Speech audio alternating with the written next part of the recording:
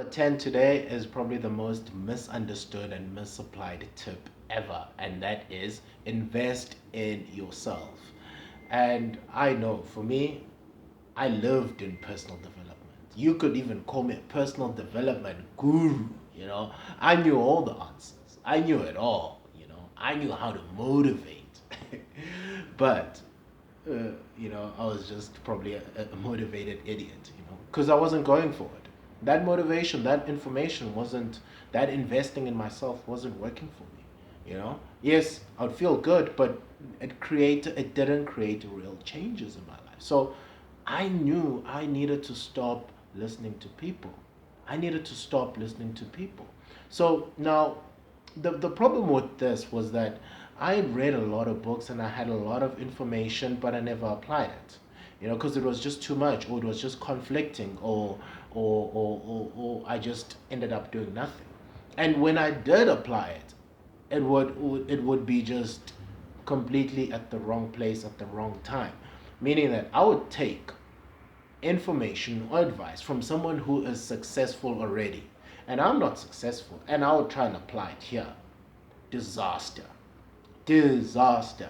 You cannot take advice from someone who is successful talking about how what they do. It's like someone who's a millionaire saying money is not important. You, if you are broke, you can't think that money is not important. Money is really really important, especially in the starting phases. So I started critically looking at who was I listening to, and I started removing those teachings and everyone that was giving me this false advice, the books, the videos, everyone who I was listening to, started removing all of that. And I started critically assessing, because what I noticed was that what people usually say is not what people do. And that is true. Look at what people do and look at what they say and tell me if it is the same. Hardly ever.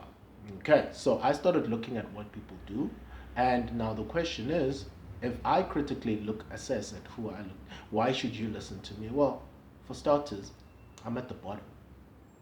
I'm figuring it out just like you. You can either take what I say, or I do. You could just ignore it. But it is helping me. I'm just sharing this information because it's just lessons that I'm learning and which are working for me. I had a lot of misinformation. Now I've got information which works for me. you know so I'm just, like I said, I'm just trying to figure it out, and that's what I'm going to keep doing going forward.